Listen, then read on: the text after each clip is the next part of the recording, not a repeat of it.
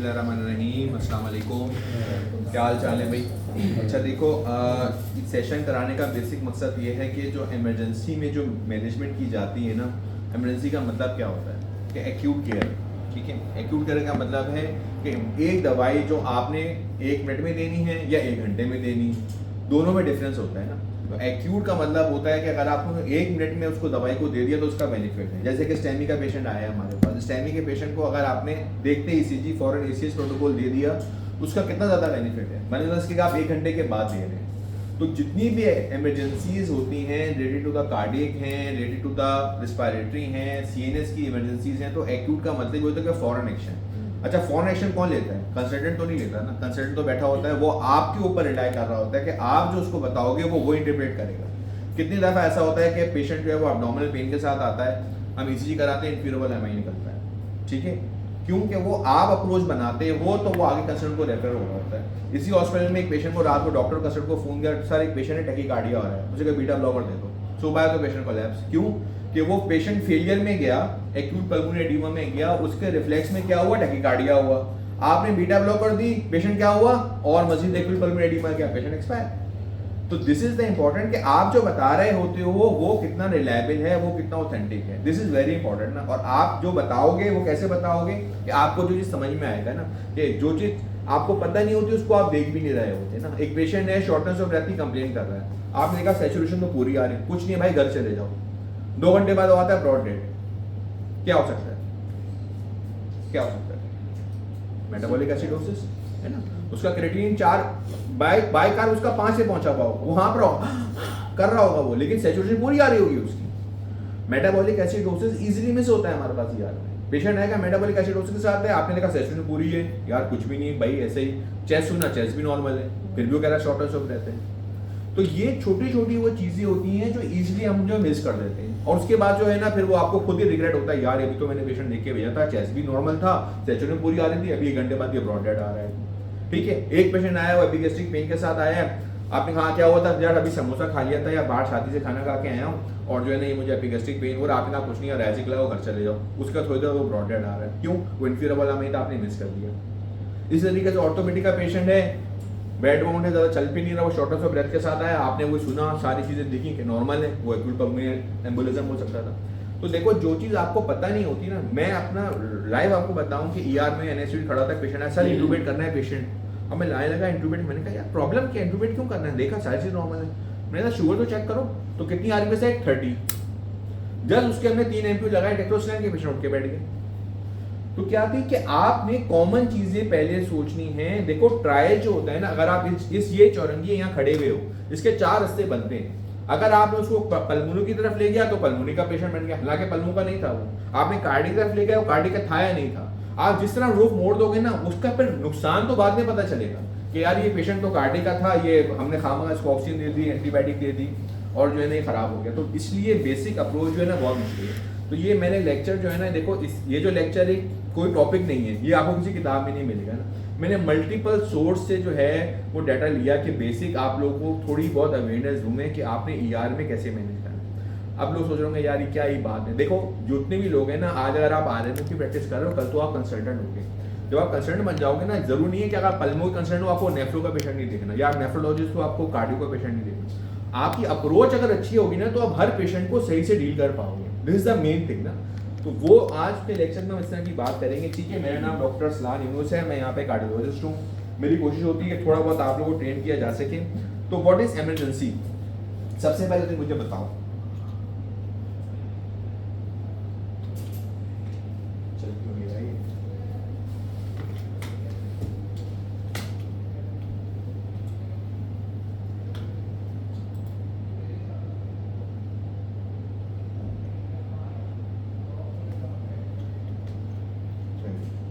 तो आज जो बात करेंगे क्या, introduction, types of emergencies, preparation, emergency drugs, prevention, management, conclusion, ये हमारा आज मेन टॉपिक है। ठीक है, हमने आज के लेक्चर को ना 2 हिस्सों में डिवाइड किया है। कुछ टॉपिक आज कवर करेंगे, कुछ टॉपिक हम कल कवर करेंगे। एक साथ ये सारी चीजें बता दूंगा तो आप लोगों को याद नहीं रहेंगी। ठीक है, तो बेसिक अगर आप introduction, serious and unexpected situation requiring N immediate action. जितने भी लोग आते हैं ना, पेशेंट आते हैं आपके साथ, उनके साथ क्या होता है, रोड ट्रैफिक एक्सीडेंट हो गया, कोई एक्यूट इमरजेंसी हो गई। इमरजेंसी का मतलब ये है अनएक्सपेक्टेड। ठीक है, जो अटेंडेंट होते हैं वो मेंटली तौर पे प्रिपेयर नहीं होते। सबसे ज्यादा प्रॉब्लम ये चीज होती है। वो दिया आपने डॉक्टर साहब पेशेंट तो हमारा कितनी दफा हमने सुनने को मिलता है कि डॉक्टर साहब पेशेंट तो पैरों से चलकर आया था, यहाँ आके मर गया। क्योंकि भाई वो तो एक्यूट इमरजेंसी डेवलप हुई थी ना, वो यहाँ आए जब सी लैब में, जब तक पता चला पेशेंट एक्सपायर हो गया। ये एक अनएक्सपेक्टेड चीज होती है सडन, जो इसीलिए अटेंडेंट भी मेंटली तौर पे प्रिपेयर नहीं होते, और जो होता है पेशेंट तो होता ही नहीं, कहता अरे तो कुछ नहीं है, मैं तो अभी बैठा हुआ था, नॉर्मल गया। ठीक है, it's an unforeseen combination of circumstances और the resulting state that calls for an immediate action. Emergency का मतलब ये है कि फौरन आपके रिफ्लेक्सेस टुवर्ड्स द डायग्नोसिस पहुंचने चाहिए। ठीक है, टाइप्स ऑफ इमरजेंसी जी, कौन कौन सी इमरजेंसीज देखते हैं सैफ, किस किस्म की इमरजेंसी देखते हैं? जस्ट कॉमन जो आप देखते हो, और उसको किस तरीके से देखते हो कि यार क्या करना है, क्या मेन सिम्टम्स क्या पेशेंट लेकर आता है? चेस्ट पेन हो गया, चेस्ट पेन हो गया, और ट्रॉमा हो गया, अनकॉन्शियस हो गया, अनकॉन्शियस हो गया, और हाँ हाइपरटेंशन हो गया, और हाइपरटेंशन हो गया, और बताए। ठीक है, बहुत कॉमन सी चीज होती है जो सबसे ज्यादा मिल रहा होता है, सबसे ज्यादा कॉमन सा तो यार शॉर्टनेस ऑफ ब्रेथ। सबसे ज्यादा पेशेंट जो आता है जी शॉर्टनेस, ये वो चीज है जो कुछ भी होगा वो आएगा। पल्पिटेशन है वो कुछ भी होगा वो पेशेंट आएगा, हाइपरटेंशन के साथ पेशेंट आएगा, चेस्ट पेन के साथ आएगा, ठीक है, घबराहट के साथ आएगा। ये कॉमन चीजें होती हैं जो ईआर में मिल रही होती हैं। हमें उसको पहुंचना कैसे होता है, उसकी अप्रोच तक देखने के लिए आप उसकी टॉपिक में नहीं बात करें। ठीक है, तो जो कॉमन इमरजेंसीज है ना, मैंने कुछ लिखी है। पेशेंट अगर अनकॉन्शियस आपके पास आए हैं तो क्या हो सकता है? वेजिटेबल सिम्पटम्स होती है, एक्यूट एड्रेनल इंसफिशिएंसी हो सकती है, ऑर्थोस्टैटिक हाइपोटेंशन बहुत ज्यादा कॉमन है। ठीक है, रमजानों में कितने पेशेंट जो थे हमारे पास आ रहे थे इस पोस्टल या ऑर्थोस्टैटिक हाइपोटेंशन के साथ। एंड वेरी इंपॉर्टेंट थिंग जो इजीली मिस हो जाती है वो क्या मिस होती है? हाइपोग्लाइसीमिया। कितनी ज्यादा ये चीज होती है कि हाइपोग्लाइसीमिया पेशेंट को होता है, उसकी तरफ ध्यान ही नहीं जाता। पेशेंट इंटूबेट हो गया, सीपीआर हो गया, सब कुछ हो गया, आखिर में जब देख रहे हैं आरबीएस तो पता चला कि वो तो 10 और 20 की थी। ज्यादा नेग्लेक्टेड पेशेंट होते हैं। ठीक है, और हाइपोग्लाइसीमिया एक चीज जो सबसे ज्यादा कॉमन होती है, ज्यादातर पेशेंट जो हमारे पास हाइपोग्लाइसीमिया वाले होते हैं ना, वो शुगर की मेडिसिन पे होते हैं, इंसुलिन ले रहे हैं, या बेड बाउंड पेशेंट है, या नेग्लेक्टेड पेशेंट है, या एक कॉमन चीज जो इजीली मिस हो जाती है वो क्या चीज है? सेप्सिस। सेप्सिस वाला पेशेंट जो मिलेगा ना आपको, आप भी 4 एम्पूल डेक्सोस के लगाए फिर दोबारा हाइपोग्लाइसीमिया में जा रहा है, ये क्लियर इंडिकेट होती है कि पेशेंट जो है वो सेप्सिस के अंदर है। ठीक है, और डिटेल में सारी चीजें बात की। फिर रिस्पायरेटरी इमरजेंसी में क्या होती है? एयरवे ऑब्स्ट्रक्शन, बच्चों में बहुत ज्यादा कॉमन देखते हैं हम लोग। ठीक है, एस्थमा, हाइपरवेंटिलेशन। कार्डियोवैस्कुलर इमरजेंसी में angina, myocardial infarction, cardiac arrest, और ड्रग रिलेटेड इमरजेंसीज। कुछ लोग पॉइजनिंग, हम अब्बासी में थे ना, इतने पॉइजनिंग केस आते थे कि स्लीपिंग पिल्स खा ली, वो डीडी पी गया, वो बहुत ज़्यादा केस आते हैं। यहाँ तो मेरे ख्याल से इतने ज़्यादा हम लोग नहीं देखते, लेकिन drug overdose, allergic reaction, needlestick injury, very very important thing. ठीक है, ये इजीली हम लोग उसके बारे में सोचते नहीं है। निडलिस्टिक हो गई, क्या करना है, किस तरह अप्रोच करनी, ये भी बहुत इंपॉर्टेंट है कि ईआर में क्या है, पेशेंट निडलिस्टिक इंजरी हो गई, आईसीयू में निडलिस्टिक इंजरी हो गई, ड्यूरिंग प्रोसीजर सर्जरी करते हुए स्टिक इंजरी हो गई, तो उसको किस तरह अप्रोच करने का, ये इजीली थी वो चीज़ें जो बारे में सोचते नहीं, ना कोई बताता है। ठीक है, तो ये सारे टॉपिक जिसमें हम कोशिश करेंगे, हम बात करेंगे। ये मैंने एक एल्गोरिथम सा बनाया है, तो ये जहन में होना चाहिए कि कोई भी पेशेंट जब आपके पास ईआर में है तो क्या क्या चीज़ हो सकती है? उससे सिनकपी हो सकती है कि सिनकपी में भी सबसे जो कॉमन इजीली डिस्टिंग्विश करने वाली चीज़ है ना, वो ये देख लो कि पेशेंट को सिनकपी के बाद भी अगर उसका कॉन्शियस लेवल ख़राब है, या उसने पेशाब कर दिया है, या टंग बाइट कर दी है, तो उसको क्या सोचोगे कि वो सिनकपी नहीं है, वो एपिलेप्सी है। ये कॉमन चीज होता है, चाहे कार्डिक सिनकपी हो, चाहे ऑर्थोस्टैटिक सिनकपी हो, या आपको कैरोटिडेटिक सिनकपी हो, उसमें जो पोस्ट इक्टल फेज होता है उसमें कंफ्यूजन नहीं आती।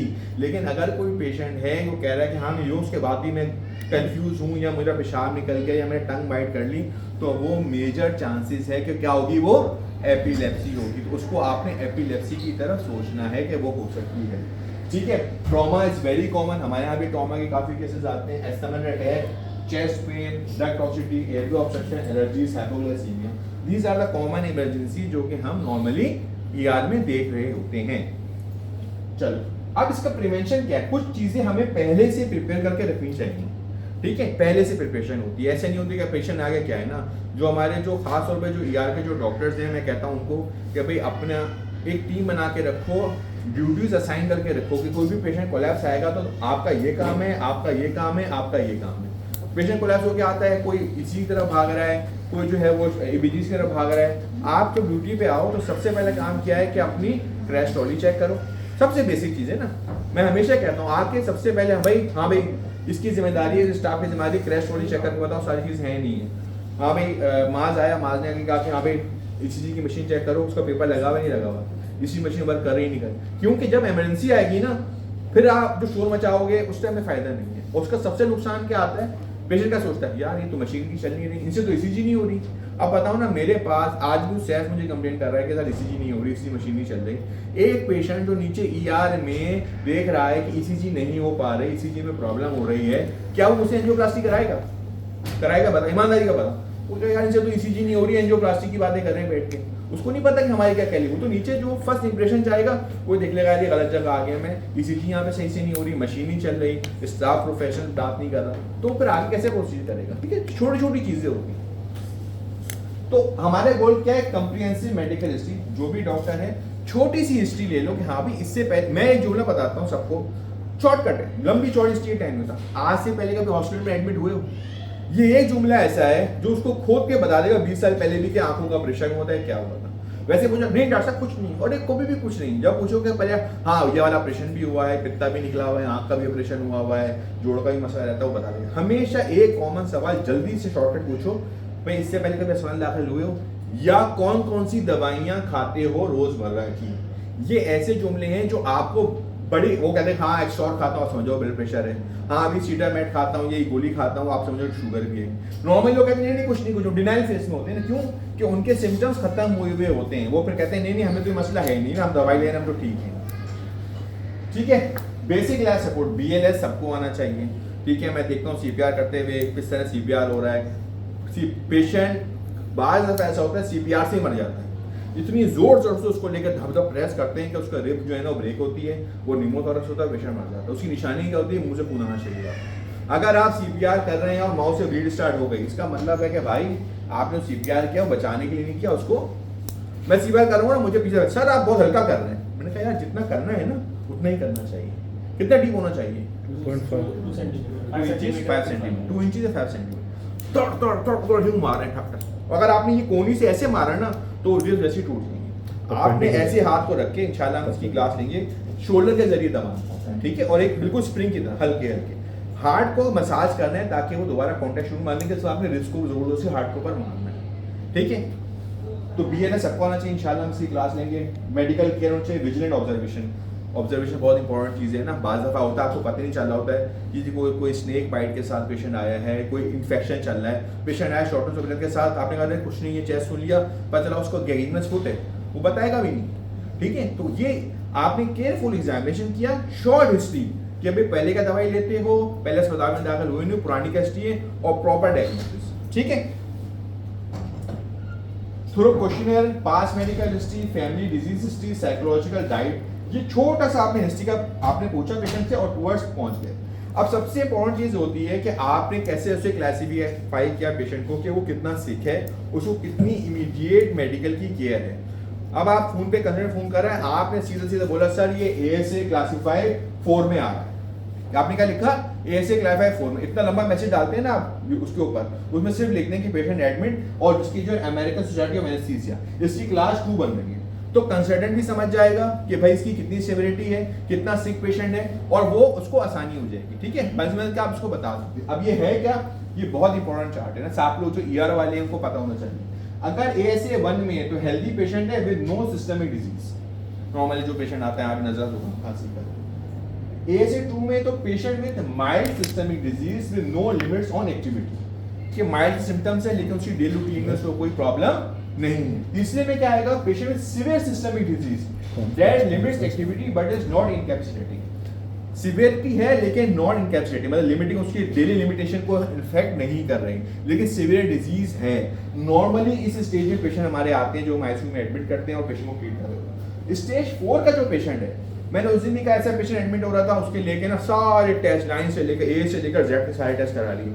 मैंने कहा ये पेशेंट के 6 घंटे भी सर्वाइवल मुश्किल है ना, उसका ब्लड कल्चर कराएं जो आएगा 3 दिन बाद, तो बचना मुश्किल है। उसमें क्या बेसिक टेस्ट करा लो और पेशेंट को बता दो कि भाई पेशेंट का सर्वाइवल मुश्किल है। पेशेंट में incapacitated systemic disease that is constant threat to life. ठीक है, आपको नजर आ रहा है कि इसका बचना मुश्किल है, CPR हो गया है पेशेंट का, रॉस अचीव हो गई है, लेकिन इसकी क्योंकि ऑलरेडी पुरानी हार्ट डिजीज है या AKI का पेशेंट है, CKD का पेशेंट है, तो उसका बुझना मुश्किल है। 5 में क्या होता है, moribund patient with not expect to survive more than 24 hours. जो 5 वाले पेशेंट होते हैं ना, इसमें मेहनत करने की जरूरत नहीं। उनको बता दो भाई पेशेंट जो है सर्वाइवल का चांस बहुत मुश्किल है, जितना ट्रीटमेंट दे सकते हैं हम देंगे, लेकिन इसको एग्रेसिव नहीं जाएंगे और पेशेंट का सर्वाइवल मुश्किल। इसके ऊपर खामा का लैब्स करना, एग्रेसिव जाना उसकी जरूरत नहीं होती। और 6 में क्या होता है, डिक्लेयर ब्रेन डेथ। CPR होकर रॉसिस बोले कि आपको पता है कि भाई इतनी देर तक पेशेंट जो था वो CPR से रेस्ट लाया, तो आप लेकर तो आए हो पेशेंट को, लेकिन मैं CPR करके रॉस अचीव कर लिया, लेकिन सस्पेक्टेड है कि ब्रेन डेथ हो गई होगी, वो 6 में आएगा। और E वाले में आता है एनी काइंड ऑफ इमरजेंसी। तो बाहर ममालिक में क्या होता है, ऐसे पेशेंट जो होते हैं ना, उनको कहते हैं ऑर्गन डोनर। ठीक है, कि एक पेशेंट है उनको अमेरिकन सोसाइटी ऑफ एनेस्थीसिया, ये ले लेना, ठीक है।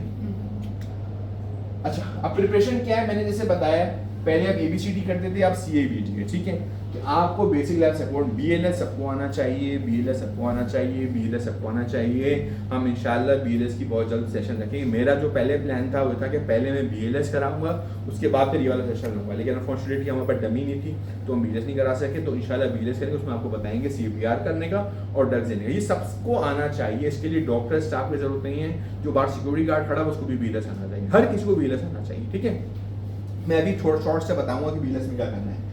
Primary response to all emergency, circulation, airway, breathing, defibrillator, ये हमारा जो है ना रिस्पॉन्स होना चाहिए। Recognition, activation, emergency response system, जैसे आप देखो को पेशेंट कोलैप्स हुआ है, हमारा फॉर इमरजेंसी रिस्पॉन्स सिस्टम, जो भी स्टाफ है वो अपनी टीम को बुला ले, कि ICU का स्टाफ आ जाओ, ER का स्टाफ आ जाओ, फीमेल ER से बुला लें, मेल ER में, फीमेल ER में तो मेल, सबसे पहले अपनी टीम को एक्टिवेट करना है कि भाई एक पेशेंट कोलैप्स हुआ है, उसके लिए क्या करना है। इमीडिएट, कोई डिले नहीं करना। मुझे हॉस्पिटल से कॉलेज सर एक पेशेंट है, उसका 20 का हार्ट रेट, रात को 3 बजे सर 20 का हार्ट रेट चल रहा है, और वो वैसे तो कार्डियक पेशेंट नहीं है, वो CKD का पेशेंट है। मैंने कहा भाई पल्स है, सर पल्स तो नहीं है। तो मेरे मुंह से रात के 3 बजे क्या निकलना चाहिए था, ठीक है, वही निकला उसके लिए।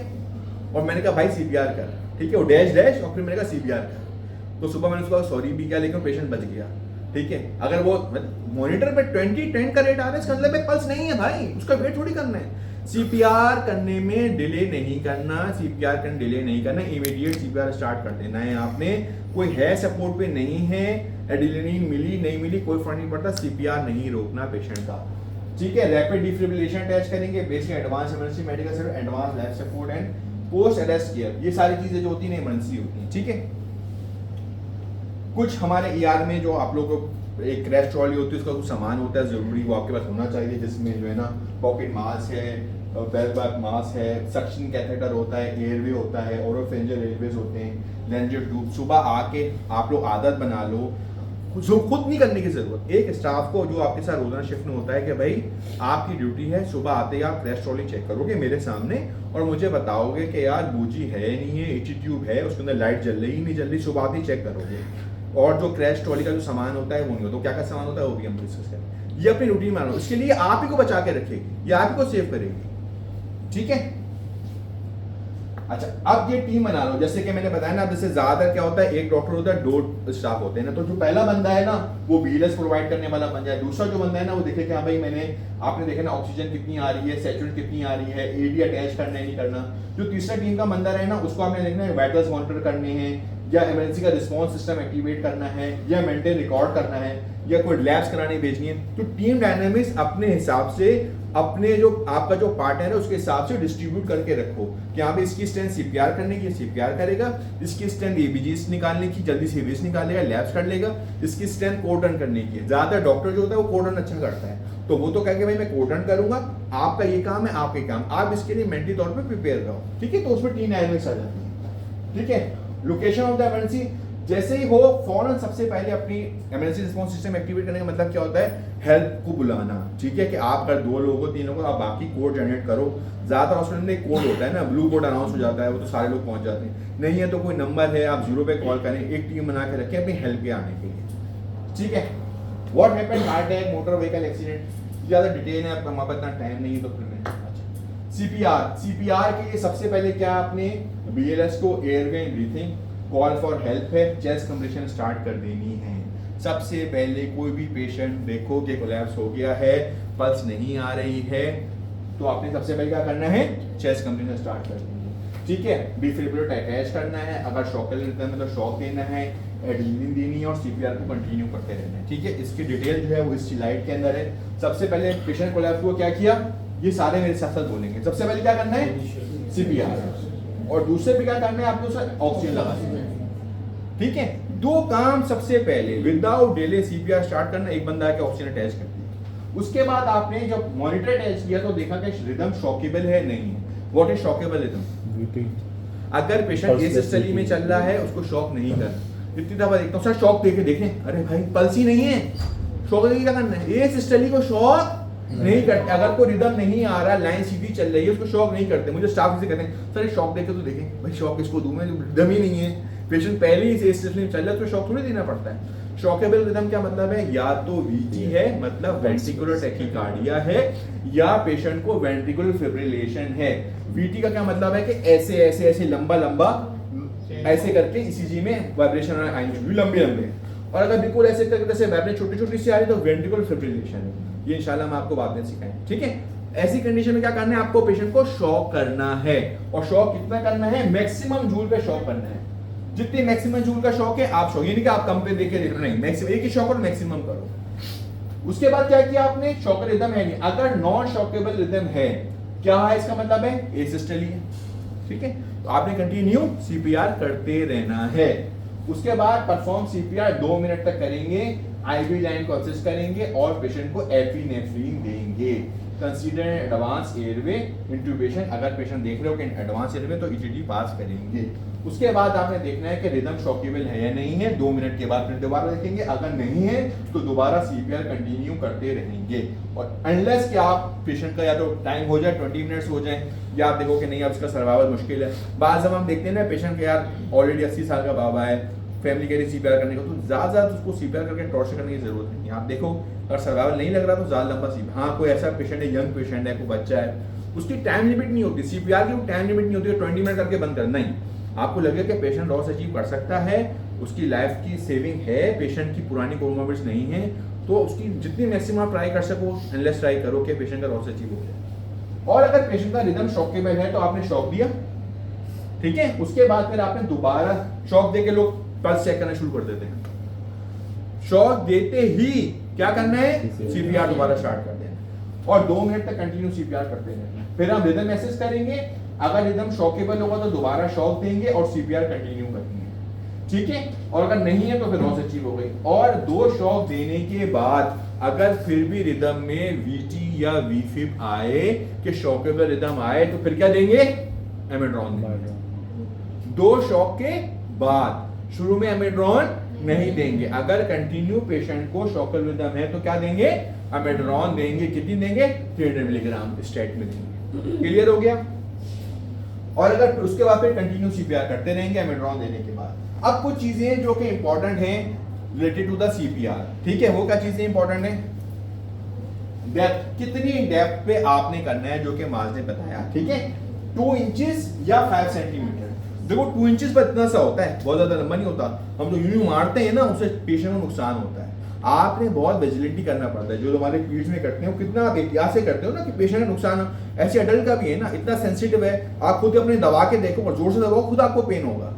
तो कितना होता है सीपीआर करते हैं, पेशेंट की रिब्स ब्रेक हो जाती हैं, मुंह, कितनी दफा आप लोगों ने भी देखा होगा सीपीआर किया मुंह से खून आता है, इसका मतलब रिब्स तोड़ दी पेशेंट की, निमोथोरक्स डेवलप कर दिया आपने, फायदा नहीं सीपीआर का। तो 2 इंचेस या 5 सेंटीमीटर डीप होना चाहिए।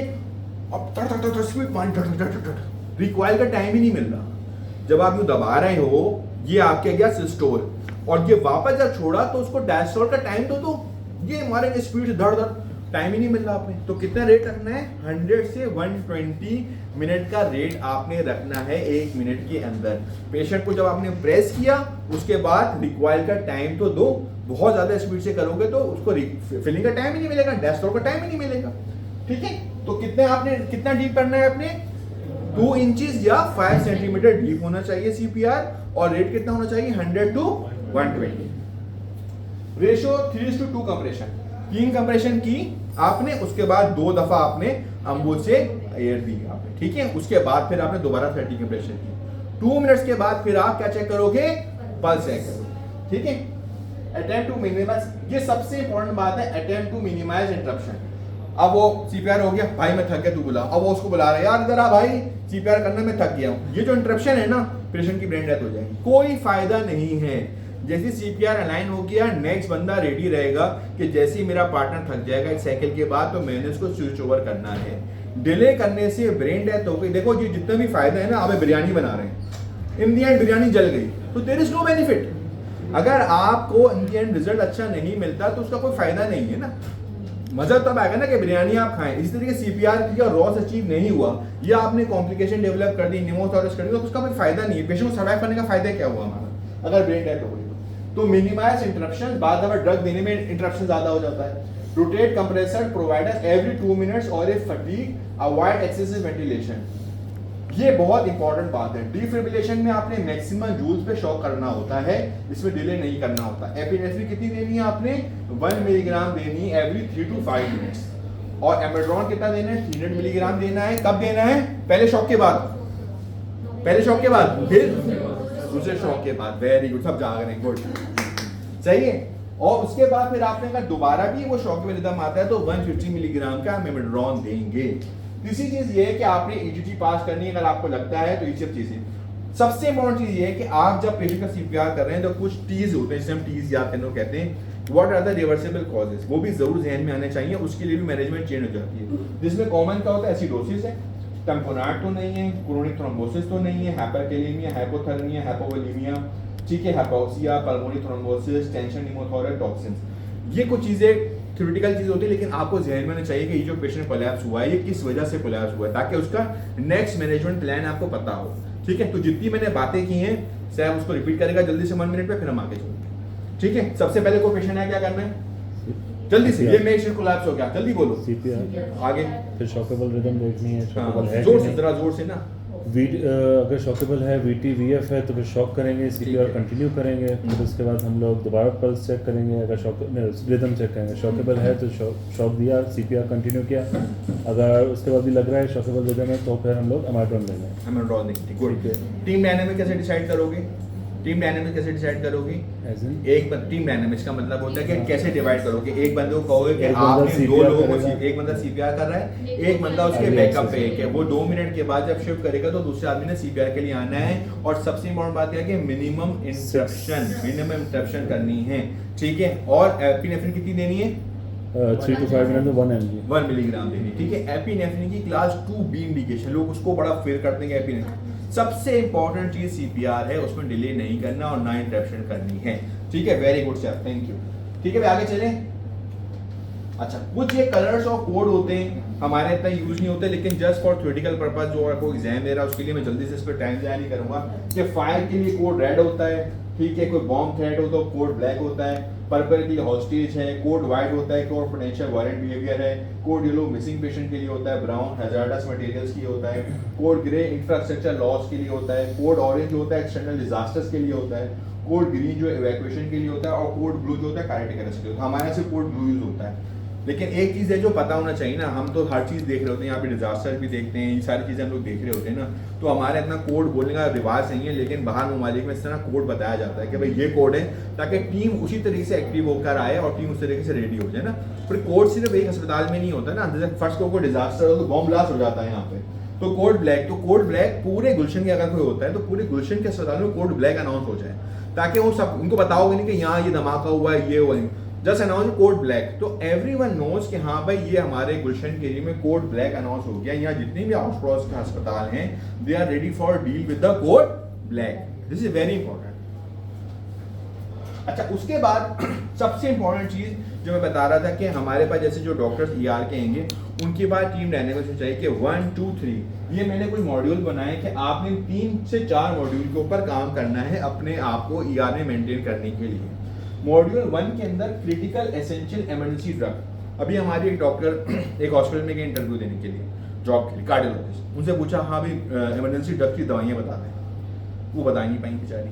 ठीक है, तो फिर उनको सिलेक्शन हो तो वो लड़के मुझे कहा उसको भेजा था। ऐसा नहीं कि उसको नहीं आती थी, आप जो बार बार चीजें बोलते हो ना जब बार बार चीजें बोलते हो तो फिर आपको चीजें याद आती हैं। जब आप बार बार उन चीजों को यूज करते हो ना तो चीजें आपको याद आती हैं। सिर्फ पढ़ लेने से, प्रैक्टिकल ना करने से आपको कभी भी नहीं आएगा। चाहे आप 100 किताबें पढ़ लो स्विमिंग के ऊपर, पानी में कूदोगे डूब जाओगे। कितनी भी किताबें पढ़ लो बिरयानी बनाने की, आप नहीं बना सकते। मेरी चलो मेरीन जो है, तो इसलिए इंपॉर्टेंट है कि आपको प्रैक्टिस होनी चाहिए ना, उसके ऊपर काम होना चाहिए। तो आपकी ये जो पहली जो मॉड्यूल है, ये एसेंशियल ड्रग्स कौन कौन सी हैं, कौन कौन सी होनी चाहिए, कौन बताएगा? What are the essential drugs जो कि आपके क्रिटिकल ट्रॉली में होनी चाहिए, कोई बताएगा जल्दी से? 2 दिन के नाम ही बता दो सर। एपिनेफ्रिन हो गया, वेरी गुड, एट्रोपिन, सोलोकॉट, चलो और हाँ नॉन एपिनेफ्रिन और डोपामिन, और कोई?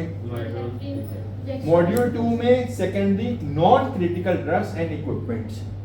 मॉड्यूल 3 के अंदर advance cardiac life support essential drugs, और मॉड्यूल 4 के अंदर एंटीडोट ड्रग्स। ये आज तक किसने सिखाया है? नहीं सिखाया है ना।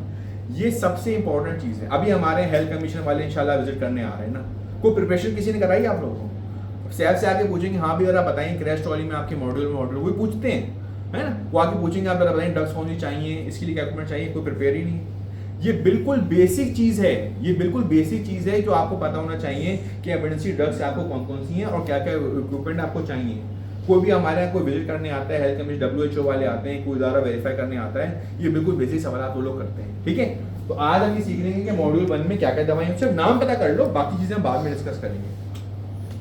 मॉड्यूल 1 के अंदर दवाइयाँ है ना, सबसे पहले आपने इंजेक्टेबल देखनी है कि एलर्जिक एनाफाइलेक्सिस।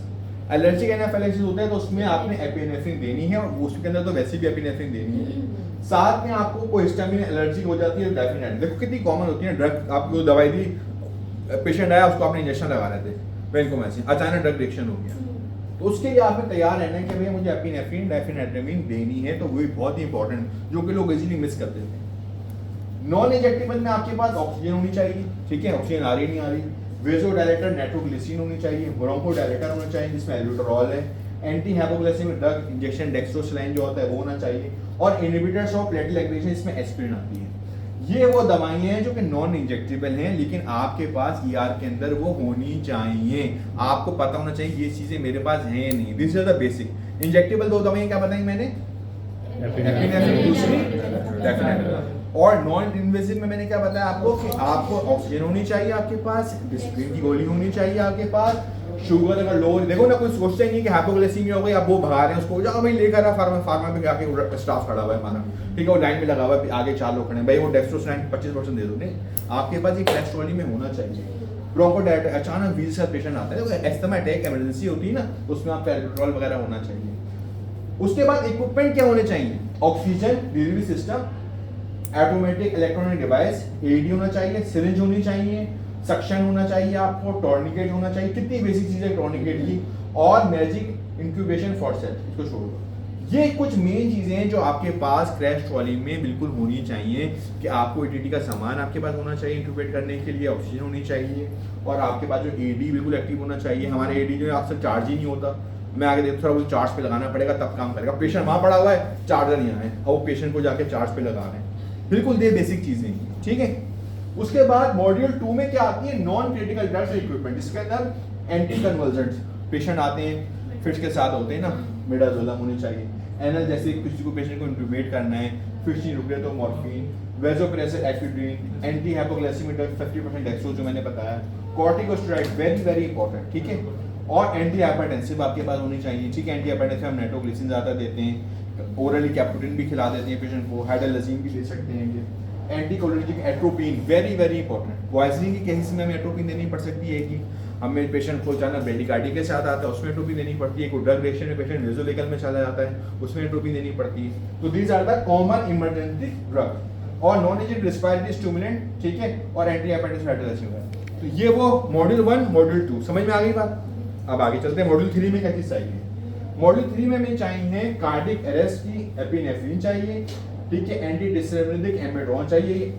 मॉड्यूल 3 में कार्डियक की स्पेसिफिक दवाइयां होती हैं, ठीक है, जिसमें एपिनेफ्रिन है आपको CPR के लिए, एमेड्रॉन मैंने अभी बताया, एट्रोपिन बताया, और वेरापेमिन किसी देते हैं, वेरापेमिन किसी देते हैं, कैल्शियम चैनल ब्लॉकर है ना सर, किसके देते हैं? मेन किसी यार में देते हैं। सर आप तो एक्सपर्ट हैं, आप बोल रहे हैं, ठीक है, एसवीटी में देते हैं। और एसवीटी ज्यादा और भी मैं क्या चीज दिलवाता हूँ, शॉर्ट एक्टिंग होती है, एडिनोसिन। एडिनोसिन देते हैं। ठीक है, तो ये चीज आपके पास ईआर में कार्डिक अरेस्ट वाली अगर आप अलग से बनाते हैं तो आपके पास ये सारी कार्डिक की मेडिसिन होनी चाहिए, ऑप्शन तो डेफिनेटली है। और स्टेप 4 में क्या आते हैं, एंटीडोट ड्रग। बाज दफा लोग जो होते हैं दवाई दी, उसका रिएक्शन हो गया, पॉइजनिंग का केस है, तो एंटीडोट ड्रग होनी चाहिए। ठीक है, एंटीडोट में क्या होना चाहिए, ओपाइड के नेलोसोन आती है, हम लोग नॉर्मल देते हैं। ठीक है, बेंजोडाइज़ेपिन है, एंटीकोलिनर्जिक हैगा और बेंजोडाइएटाफेंटोलिन। कुछ दवाएं एंटीडोट के तौर पे काम करती हैं, वो भी आपके पास होनी चाहिए। लेकिन जो मेरा बताने का मकसद है कि हमारी क्रैश ट्रॉली में एटलीस्ट 1, 2, 3 जो मॉड्यूल में जो इंपॉर्टेंट दवाइयाँ हैं वो तो आपके ऑर्डर में रखी होनी चाहिए। जैसे कि ये क्रैश ट्रॉली का हिस्सा है, इसके अंदर ये पोर्शन होना चाहिए कि यार अगर कोई कार्डिक इमरजेंसी होती है तो ये जगह है हमारे पास कार्डिक इमरजेंसी को डील करने, ये ड्रग्स हैं। अब वो ढूंढ रहे हैं, एट्रोपी नहीं मिल रही, उधर ढूंढ रहे हैं, तो बाद दवा नया स्टाफ गया, तो आपको पता हो, आप डॉक्टर हैं, आप बताओ ये जगह कार्डिक मेडिसिन की है, ये जगह हमारे पास जो है वैसे क्रैश जगह की है, ये हमारे पास जो है एंटीडोट की जगह है। एक क्रैश ट्रॉली में ना एक ऑर्गेनाइज चीज रखी हुई, तो आप खुद आसानी हो जाएगी और स्टाफ को भी आसानी होगी। अब एक पेशेंट आ गया अनकॉन्शियस, ठीक है, आप लोग अनकॉन्शियस होने वाले तो नहीं हो। सिनकपी, सिनकपी क्या है? Syncope is an abrupt transient loss of consciousness associated with inability to maintain postural tone. The episode is usually due to hypoperfusion to the cerebral cortex and the cerebral reticular activity system. कुछ minute second के, 1 second भी नहीं, उससे भी half second में अगर blood flow towards the brain नहीं पहुंचता तो सिनकपी हो जाती है। मैंने अभी बताया कौन कौन सिनकपी कॉमन होती है। सबसे ज्यादा ऑर्थोस्टैटिक हाइपोटेंशन ना, ठीक है, जिससे हम एकदम पेशेंट खड़े खड़े गिर जाता है, या पेशेंट को होती है कैरोटिड की वजह से, ठीक है, हाइपर सेंसिटिव कैरोटिड होते हैं, या पेशेंट जो है वो एंटी हाइपरटेंसिव ड्रग ले रहा होता है। लेकिन एक चीज जो इंपॉर्टेंट होती है वो मैंने क्या बताई, एपिलेप्सी। कोई भी पेशेंट ये होगा ना, क्यों गिरेगा, उठाओगे फोन उड़ जाएगा।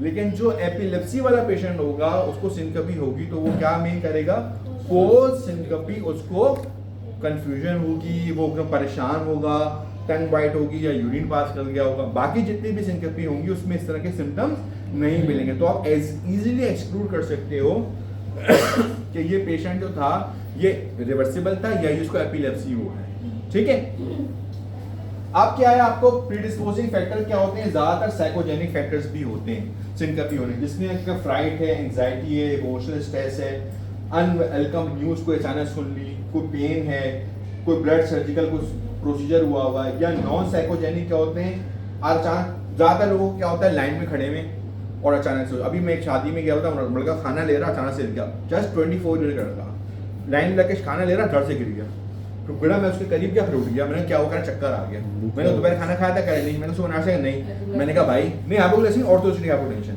मैंने कहा भाई ऐसा भी क्या शादी में आ रहे थे, कुछ तो खा के आते हैं, ऐसा भी क्या लूटना कि यार सुबह तुमने कुछ खाना ही नहीं खाया है, बिल्कुल एनपीओ आ रहे हो, अच्छा खा यंग लड़का घर से गिर गया, तो वो क्या हुआ, उसको वेसोवेगल हुआ। ठीक है, तो poor physical condition, hot humid crowded, ज्यादातर अभी हमारे रिलेटिव ये हुआ था, वो गए थे, डिहाइड्रेशन हुई, घर से गिर गया, तो ये बहुत ज्यादा कॉमन होता है। तो आपने गर्मियों का सीजन आ रहा है, आपने जो ओल्ड एज जो आपके घर वाले हैं उनको बताओ कि आपने हाइड्रेट करके रहना है, बाद में एसी में बैठे प्यास नहीं लग रही है, पानी नहीं पिए, बहुत डिहाइड्रेट हो, पता नहीं चलता, तो हाइड्रेट करके रखना बहुत जरूरी है। और खासतौर पे वो लोग जो कि बीटा ब्लॉकर ले रहे हैं, एंटी हाइपरटेंसिव मेडिकेशन ले रहे हैं, डायरेटिक्स ले रहे हैं, वो अचानक से हाइपोग्लिसेमिया में चले जाते हैं ना, और हाइपोवोलेमिया में चले जाते हैं, उनके लिए बहुत ज़्यादा क्रिटिकल होता है। तो उनको आपको बता करना है। तो सबसे पहले तो हमारी प्रायोरिटी क्या होनी चाहिए, अपने लिए, अपनी फैमिली के लिए।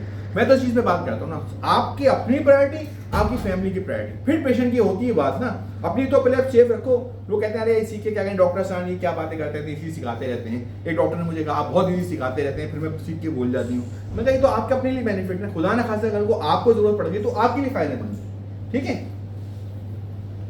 तो पेशेंट जो है ना, जब भी किसी को सिनकपी होगी उससे पहले के इवेंट क्या होंगे वो पूछो, जैसे कि dizziness, blurred vision, sweating, turning pale, fainting, feeling warm, ringing in ears, is very very important, ringing in ears, skin feels cold and clammy और नॉइसिया। ये कुछ फीचर्स अगर पेशेंट को आ रहे होंगे तो आप समझ लो कि इसको सिनकपी हो सकती है, या इसको ये सिनकपी का एपिसोड हुआ होगा।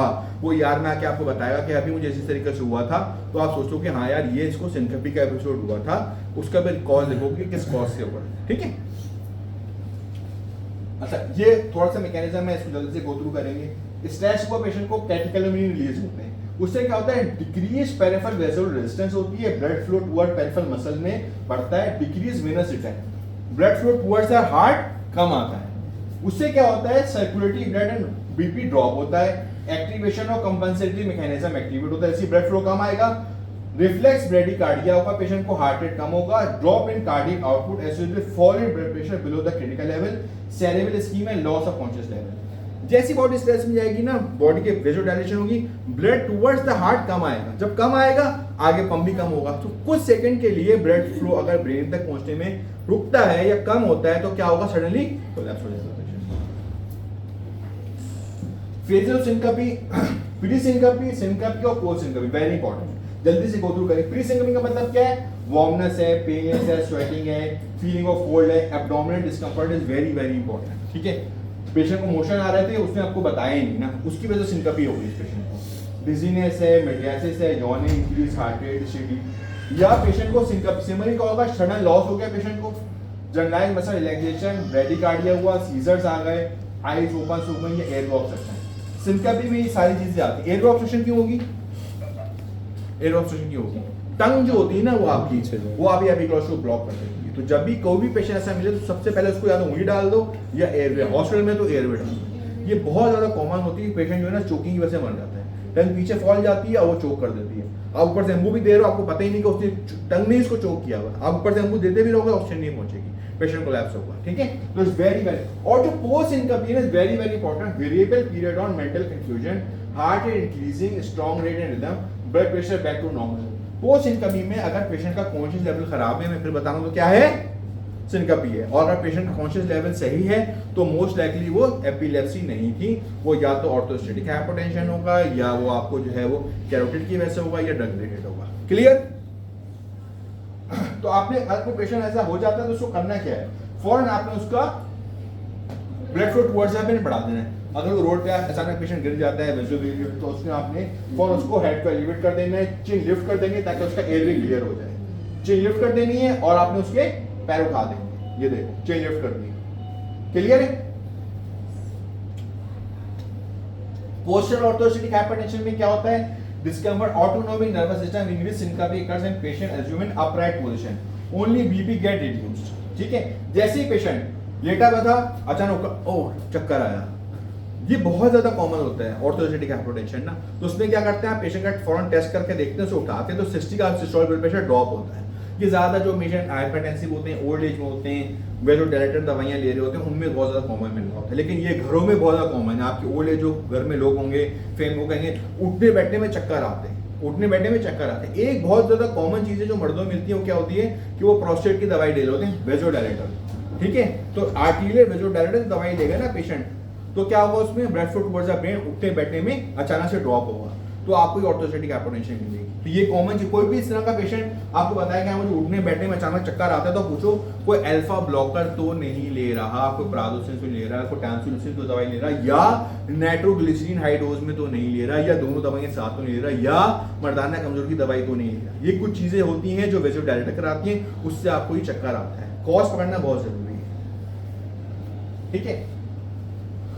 लास्ट ये सारी कॉजेज होती हैं, आप छोड़ो उसको। में देखो इस तरह टेस्ट करते हैं ना, पेशेंट को आपने रखा था स्टेट, फॉर्म उठाया तो उसका 60 ब्लड प्रेशर ड्रॉप होना शुरू हो गया, तो उससे आप इसे टेस्ट करते हो, एकदम पेशेंट को लिटा के उठाते हो, फिर बीपी चेक करते हो तो बीपी ड्रॉप होता है, और फिर जैसे ही उसको वापस करते हो तो उसका बीपी दोबारा से नॉर्मल हो जाता है। मैकेनिज्म में मैं नहीं जा रहा, आप लोग परेशान। Reduce blood pressure, loss of consciousness, palpitation, जैसे आप पेशेंट को उठा, आपने अचानक लिटाया या उसको उठाया, अचानक से बीपी ड्रॉप हुआ और उसका आपने देखा कि कॉन्शियस लेवल खराब हुआ है, तो आप समझो क्या हो रहा है पेशेंट को, ये ऑर्थोस्टेटिक हाइपरटेंशन। ये वो कॉमन चीजें हैं जो आप याद में अक्सर आते हैं, पेशेंट से कहता है वो चक्कर के साथ पेशेंट आया है, कितने ज्यादा कॉमन होता है, पेशेंट चक्कर के साथ है, तो उसका आप ये सारी वही लिटा के बिठा के बीपी चेक करके देखो, हार्ट रेट चेक करके देखो, फर्क आ रहा है नहीं आ रहा, वही आप उसको डायग्नोसिस बना दोगे, ठीक है। अच्छा, ये वही मैंने मैकेनिज्म बताया कि जैसे को पेशेंट सेंसी रिस्पॉन्स ना कर रहा हो, इमरजेंसी सिस्टम को एक्टिवेट करेंगे, पोजीशन पेशेंट की सुपाइन करेंगे फौरन से, और अगर देखेंगे कि उसको कहीं सीपीआर की कोई एक्सेस करने की, एयरवे की, ब्रीथिंग की कोई प्रॉब्लम तो नहीं है, ठीक है। अच्छा, अब एक बहुत ज्यादा कॉमन चीज जो मैंने कहा, तक तो नहीं गए। अच्छा, एक बहुत ज्यादा कॉमन चीज जो मैंने आपको बताई वो ये बताया कि एक्यूट किडनी इंजरी, हम इस हॉस्पिटल में मैं कई मरीज इस तरह मरते हुए देख चुका हूं कि वो एक्यूट किडनी इंजरी था, वो प्रॉपर्ली टाइमली डायग्नोज नहीं हुआ, उसको प्रॉपर्ली टाइमली मैनेज नहीं हुआ, पेशेंट एक्सपायर हो गया। हम खुद इस अस्पताल में कई मरीज देख चुके हैं। ठीक है, कि वजह क्या होती है कि वो डायग्नोज नहीं होता। एक छोटी सी चीज आप लोग ध्यान में रख लो, कोई भी पेशेंट शॉर्टनेस ऑफ ब्रेथ के साथ आया है, पहला काम क्या करना है? एबीजीज कब होती है? 12 घंटे बाद एबीजीज मिल रही है मुझे, होता ही नहीं होता ये। आपने ईआर के अंदर कोई भी पेशेंट शॉर्टनेस ऑफ ब्रेथ के साथ आया, आपको फंक्शन लग रहा है, आपको कुछ भी लग रहा है, कोई चीज की इंपॉर्टेंस नहीं है, एबीजीज की इंपॉर्टेंस। एबीजीज एक ऐसी चीज है जो आपको डायरेक्शन दिखाती है। क्या डायरेक्शन दिखाती है? कि आपने टुवर्ड रिस्पायरेटरी पैथोलॉजी जाना है या आपने टुवर्ड्स मेटाबॉलिक पैथोलॉजी जाना है। Very very important. और एबीजीज पढ़ना सबको आती है, ठीक है। 7.35 से 7.45 के नॉर्मल है, 7.35 से कम है तो एसिडोसिस, 7.45 से ज्यादा है तो अल्कालोसिस। अगर एसिडोसिस है तो आपने क्या देखना है? दो चीजें देखनी है, PCO2 40 से ज्यादा है या बायकार 22 से कम है। अगर PCO2 40 से ज्यादा है तो रिस्पायरेटरी एसिडोसिस, बाइकार 22 से कम है तो मेटाबॉलिक एसिडोसिस। सिंपल। देखो आपको डायरेक्शन मिल गई कि ये शॉर्टनेस ऑफ ब्रेथ जो हो रही है ये किस वजह से हो रही है, उसी तरह उस पेशेंट को मैनेज करो। कभी भी पेशेंट आए शॉर्टनेस ऑफ ब्रेथ, एबीजीज कराना कंपलसरी, मना करे पेशेंट, उस पर लिखो कि advice ABGs and refuse by the patient. और ईआर के डॉक्टर्स प्लीज इस बात की रूटीन बना लें, पेशेंट ऊपर एचडीयू आईसीयू में शिफ्ट होने से पहले उसकी एबीजीज कंसर्न को बता दें, ठीक है। कितनी देर लगती है एबीजीज आने में? 15 मिनट। आपने उस एबीजीज करके कंसर्न को बतानी है कि भाई ये एबीजीज आई है, क्या करना है। उसके बाद वो खुद ही डिसाइड कर लेगा कि हाँ यार ये मेटाबॉलिक शटडाउन हुआ है, उसके कॉज ढूंढो। मेटाबॉलिक के क्या कॉज होते हैं हम आगे बात करेंगे, रिस्पायरेटरी के कॉज हम आगे बात करेंगे। लेकिन ये तो बिल्कुल बेसिक चीज है ना। पेशेंट शिफ्ट हुआ था, बेचारे कंसर्न को पता ही नहीं है क्या उसका एबीजीज में 4 का बाइकार आया हुआ था, वो उसको एंटीबायोटिक लगवा के और ऑक्सीजन देकर उलटा हुआ था मेटाबॉलिक कॉज, ठीक है। क्लियर है? तो इन्वेस्टिगेशन क्या है एबीजीज की, और आपने उसकी फौरन सीबीसी, यूसीई, ग्लूकोज देखा, ईएसआर देखा, सीआरपी देखा, ठीक है। और आपने ईसीजी, एक्सरे वगैरह करा के देखा, रीनल अल्ट्रासाउंड करा के देखा कि एक्यूट किडनी इंजरी है तो क्या करना है। एक्यूट किडनी इंजरी में अगर मेन चीज ये होती है कि सांस फूल रहा है, एबीजी मेटाबॉलिक एसिडोसिस है, क्रिएटिनिन की रिपोर्ट आते टाइम लगता है। आपने मेन का देखना आउटपुट नहीं आ रहा, पेशेंट का आउटपुट नहीं आ रहा, फॉरन नेफ्रो जनरेट कॉल जनरेट करो नेफ्रोलॉजिस्ट को कि भाई ये पेशेंट है जिसका आउटपुट कल से नहीं आ रहा, इसकी हिस्ट्री क्या थी, वॉमिटिंग और डायरिया। ये बहुत दो कॉमन चीजें होती, क्या हो गई, वॉमिटिंग और डायरिया। आपको पता चल गया कि हाँ ये कोई लॉस की हिस्ट्री है। अगर कोई कहना वॉमिटिंग, डायरिया और साथ में शॉर्टनेस ऑफ ब्रेथ के साथ पेशेंट है, पहली चीज सोच लो यार एक्यूट रीनल शटडाउन तो नहीं है, क्योंकि ये वो चीजें जिसको आप 100% बचा सकते हो, 100% बचा। इनिशियली कैसे बचाते हो? फ्लूइड देके। Normal shortness of breath fluid नहीं देते ना, लेकिन अगर आपने एक्यूट किडनी इंजरी आपने सस्पेक्ट कर लिया तो आप फ्लूइड दोगे, पेशेंट बच जाएगा। क्लियर है? ये सारे जो बेसलाइन टेस्ट है आप लोग नॉर्मली कराते हो, आप लोगों को पता ही आपने बेसलाइन टेस्ट कराने, ठीक है। टॉप टिप क्या हो, रीहाइड्रेट रीहाइड्रेट रीहाइड्रेट। ऐसा कोई पेशेंट है जो कि आपने सस्पेक्ट कर लिया कि रीनल शटडाउन है, वहीं उसको फ्लूइड देना शुरू कर दो दम पार्ट में। ये नहीं कि 70 ml पर आवर पे चल रहा है, नहीं भाई, उसको पकड़ के खड़े हो जाओ, 500 ml 1 लीटर तक फ्लूइड दे दो अगर आपने एक किडनी सस्पेक्ट कर लिया है। उसके बाद फिर एक्यूट ऑब्स्ट्रक्टिव, आपको ऐसा तो नहीं कि ऑब्स्ट्रक्टिव कॉज हो, नेफ्रोटॉक्सिक हो, फिर उसको आईवी फ्लूइड्स दो। अच्छा, फ्यूरोसेमाइड की डोज होती है ना, वो आप 80 से 250 तक भी दे सकते हैं। अगर पेशेंट एक्यूट किडनी इंजरी डीके में भी हो सकता है तो उसको देखो इंसुलिन देने की जरूरत तो नहीं है। की मैनेजमेंट क्या होती है कि आपने फ्लूइड देना है, और अगर फ्लूइड देने के बावजूद भी आधे घंटे घंटे में रेसी भी दे दी, नहीं आउटपुट आ रहा तो क्या करना है, डायलिसिस। पेशेंट बच जाएगा, मैं यकीन मानो पेशेंट में। और वो आपने 2 घंटे जाया कर दिए, फिर डायलिसिस करा लो, लेसिस दे लो, फिर कोई फायदा नहीं है। एक पेशेंट जो आए ही आपके पास देर से, ज्यादा इस तरह के पेशेंट जो होते हैं ना देर से नहीं आते, फौरन आते हैं, कभी सांस फूल रहा है, मेटाबॉलिक एसिडोसिस हो रहा है, उसका इनिशियल टाइम होता है, बचा लो, जल्दी आएगा, उसको फ्लूइड दोगे, आउटपुट आना शुरू हो जाएगा। एक पेशेंट सैफ ने अभी देखा था, बल्कि सैफ की तारीफ भी हुई थी कि वो पेशेंट आया शॉर्टनेस ऑफ ब्रेथ के साथ, सिवियर मेटाबॉलिक एसिडोसिस, वो कंसर्न उसको इंट्यूबेट करने के, सैफ ने कहा हम फ्लूइड देंगे। सैफ ने फ्लूइड लगाया, वो पेशेंट वहीं उठ के बैठ गया और पेशेंट ठीक हो गया। मेटाबॉलिक एसिडोसिस था, आउटपुट आना शुरू हो गया, सिवियर डायरिया के साथ आया, याद हो, यंग लड़का था। ये क्या होता है, एक्यूट मैनेजमेंट। अगर आपने सही एक्यूट मैनेज कर लिया तो पेशेंट आपका बड़े प्रॉब्लम से बच जाएगा। और लाइफ इंट्यूबेट करना पेशेंट को हल थोड़ी है कि पेशेंट शॉर्ट आपने लेकर इंट्यूबेट कर दिया, कॉस्ट तो पकड़ो पहले किस वजह से। क्लियर है? तो आपने या तो डायलिसिस करना है या फ्लूइड देना है। एक्यूट एड्रिनल इनसफिशिएंसी, ये भी एक बहुत ज्यादा कॉमन प्रॉब्लम होती है कि रीनल शटडाउन होता है, एड्रिनल क्राइसिस होता है, पेशेंट को हम डायग्नोज ही नहीं कर पाते कि इसको एड्रिनल इनसफिशिएंसी हो रही है, क्योंकि हमारे जहन में नहीं होती ये बात, हमने पढ़ के हम भूल चुके होते हैं, ये कॉमनली चीज मिस हो रही होती है। ठीक है, तो एक्यूट एड्रिनल इनसफिशिएंसी में यहाँ पे बताता हूँ, लाइफ थ्रेटनिंग सिचुएशन होती है जिसमें loss of due to adrenal insufficiency, second due to exogenous corticoid administration, हमारे यहाँ हकीम हो गए, हमारे अपने डॉक्टर्स हो गए, स्टेरॉइड चला रहे होते हैं। उससे क्या होता है आपको पता ही नहीं होता। वो चावल वाली सफेद गोलियां खा रहा है पेशेंट, स्टेरॉइड की टैबलेट्स खा रहा है, वो आपको बताएगा भी नहीं। आज जब उससे हिस्ट्री बुलवाओगे ना तो कहेगा हाँ मैं तो सफेद की गोलियां खाता हूँ, ठीक है, स्टेरॉइड की। उससे क्या हो गया, एड्रिनल क्राइसिस हो गया पेशेंट को। क्या आएगा आपको, lack of glucocorticoid hormones, primary adrenal insufficiency, Addison develop हो जाएगा, temporary insufficiency from cortical separation through the prolonged exogenous glucocorticoid administration, secondary insufficiency, bilateral adrenalectomy, injury to the both adrenal gland. External लेने से आपकी continue क्या होगा, adrenal shutdown हो जाएगा, adrenal gland जो है वो अपने स्टेरॉइड नहीं मेंटेन कर रहे होंगे। तो आपने करना क्या है, कीगा फीचर क्या है, एड्रिनल सेपरेशन होगा आपको, आपने इन्हें 20 मिलीग्राम ऑफ कॉर्टिसोन आपने शुरू में देनी है या पेरेंटल रूट में देनी है। सिम्टम्स आपने देखनी है कि पेशेंट वीकनेस, टायर्डनेस तो नहीं बता रहा है, एनोरोजियन और जीआई सिम्टम्स। वो जस्ट आपको लगेगा यार तो पैनक्रियाटाइटिस के साथ आया है, लेकिन कुछ सिम्टम्स हैं, नोजिया, वॉमिटिंग होगा, सॉल्ट क्रेविंग होगी, पोस्टल डिजीनेस होंगे, साइन भी का होगा, वेट लॉस होगा, hyper pigmentation is a very very important thing, पीटी लोगो होगा, इलेक्ट्रोलाइट्स में आपको कहूंगा hyponatraemia, hyperkalaemia, hypercalcaemia, azotaemia, anaemia, eosinophilia. ऐसा पेशेंट जो होगा अगर स्टेरॉइड ले रहा है और आपको लग रहा है कि अरे मेदे की प्रॉब्लम के साथ आए, तो आप क्या सोचोगे, इसको क्या है, एड्रिनल इंसफिशिएंसी तो नहीं है।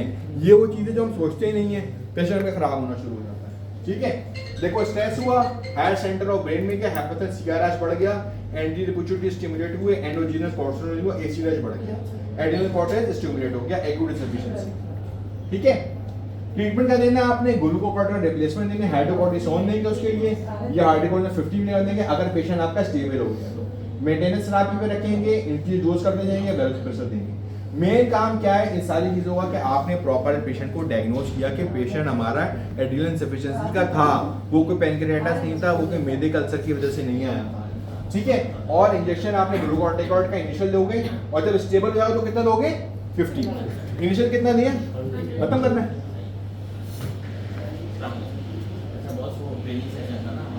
बस मैं 2 मिनट में खत्म कर।